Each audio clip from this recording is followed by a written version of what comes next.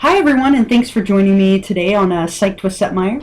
We're going to look in this little presentation at the survival instinct. Kind of as part of our unit on motivation, we'll talk about what is an instinct, a little bit of the history of instinct theories of motivation, along with some of the big names who have contributed, and then talk specifically and spend most of our time looking at survival instincts, kind of that drive that we have within us to live, to survive, to stay alive, right? And I'll give you a few pop culture examples. We'll look at The Walking Dead, kind of as our image here implies. We'll also look at The Hunger Games and a little bit at the different Saw movies, which definitely feature the theme of survival as well. But starting really simply, what are instincts? And if I give you a definition here, an instinct is an inborn complex pattern of behavior. Another way of putting that would be that it's an inherent tendency to spontaneously engage in a specific pattern of behavior. And really any behavior can be deemed instinctive if it's performed without being based upon any kind of prior experience. So if it's unlearned, that is, in the absence of learning, therefore it's an expression of something innate or inborn, some kind of biological factor. And animals and humans possess an incredible number of instincts. Animals, a couple of examples, dogs know to shake when they're wet. You don't have to teach them that, it's just something that they do automatically. Sea turtles that are newly hatched on a beach will automatically move toward an ocean, right? Again, without any learning whatsoever. Birds instinctively know to build nests. In people, we see a lot of things like crying, right? Newborns crying when they need something, sucking, swallowing, and rooting, which are all reflexes technically, but do kind of connect here very directly to instincts. We also have maternal instincts, instincts toward procreation, sex, affiliation with other people, and then obviously survival, which is where we're going to focus really today. So an instinct theory of motivation says that all creatures are born with some kind of specific innate knowledge about how to survive. And this is a theory that's been around a long time, right? It proposes that we engage in certain behaviors because they lead to some kind of success in terms of survival, in terms of natural selection, and that essentially this is all very biologically based. The term instinct has been around for a long time. Wilhelm Wundt used it back in the 1870s to talk about different instincts, or at the time repetitive behaviors that we possess. Psychologist William James also used this term, saying that they were very essential for survival. He talked about things like fear and anger and love and shame and cleanliness, things that we know now to have more of a learning component to them, but he also talked about his version of instincts. And then Sigmund Freud had a very broad view of motivation and talked about life and death instincts that we all possess as people, which he called eros and thanatos. So looking specifically at survival instincts, we're talking about the innate tendency to maintain one's own physical existence, or the premise that all organisms strive to remain intact, strive to live, strive to survive in some way. And I'm sure you've all heard like cases in the news or in newspapers, on the internet, amazing stories of survival, regular people kind of doing extraordinary things to stay alive, right? It happens all of the time. And there have been quite a few like philosophers and psychologists and naturalists who have talked about this survival instinct that we all possess.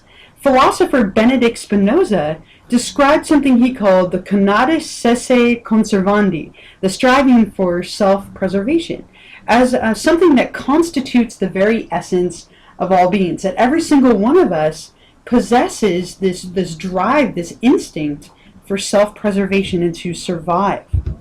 Psychologist Sigmund Freud, that we mentioned on the last image that we were looking at, the last slide, was also really famously recognized for talking about things like eros, which he deemed his life instinct, our instinct toward life, toward pleasure, and also in this case toward surviving, toward perpetuating our own existence. Naturalist Charles Darwin, again a very well recognized name, proposed the theory of natural selection, the preservation of life as the ultimate basis for differential reproduction and evolutionary progress, He talked a lot about natural selection and survival of the fittest, that only the strong survive. Since our Earth can't support unlimited population growth from all species, weaker species get weeded out over time and the stronger ones live on. And kind of offshoots of this, we've even talked about things like reproductive patterns in mate selection from kind of a theory of evolution, that we choose mates with survival in mind, or at least on some level, that we pick reproductive partners that have sets of genes that are going to be different from ours and create very strong offspring that are going to survive and then in turn perpetuate and reproduce themselves. Another example, physiologist Walter Cannon was the first to describe the fight or flight response, right? Kind of an example of hardwired human instincts that help keep us alive, right? And so here we're looking at something where when we have any kind of danger or stress, an actual biological response or biological trigger that helps us decide whether to fight or run away, right? It's this hardwired biological instinct that helps to keep us survive whenever we're faced with any kind of threat or even any kind of danger. So this survival instinct, again, has been around for a very, very long time. A lot of different people have kind of contributed their ideas to this tendency that we have that's inborn, right, to survive, to fight, to live at all costs. And there are some really wonderful examples in the media. Of course, you hear stories about people surviving, right, of natural disasters and any kind of extraordinary act. But there are also some great examples in pop culture media that I just would like to share with you for fun and because there's such great cases of people surviving at all costs or in the face of great adversity. The first pop culture example I'd like to share with you comes from the Hunger Games. The books and the movies, both of them obviously highlighting this topic of survival. The main character in these books and movies, right, Katniss Everdeen, right, is thrust into the Hunger Games, right, a situation where she has to kill or be killed or survive at any cost. And these games really, bring out this element of her, this survival instinct. What will she do in order to live through them? And again, these behaviors might be very, very different from what you might expect someone to do on kind of a normal day-to-day basis. So great examples of people surviving at all costs, doing whatever they can to live through these games. Another example, kind of coming from our cover photo here, The Walking Dead, one of my personal favorite shows, a show that is all about survival. Rick and Daryl and Michonne and all of their group, right, are really just doing whatever they can to survive in this very kind of post-apocalyptic scenario where there are walkers or zombies everywhere, people out to get them, and they're starving from lack of food, lack of water, lack of resources. So this whole show, right, we see instance after instance of fighting to survive, people doing things that they would, again, never do in kind of a normal civilized world. But you take away that civilization, have this constant threat of danger, constant threat of not making it, and people are pushed, again, to survive at any cost. And finally, the Saw movies. Right, all 7 of them, I think there were in the end. Right, with each of these movies, characters are constantly presented with scenarios where Jigsaw says, "Live or die, make your choice."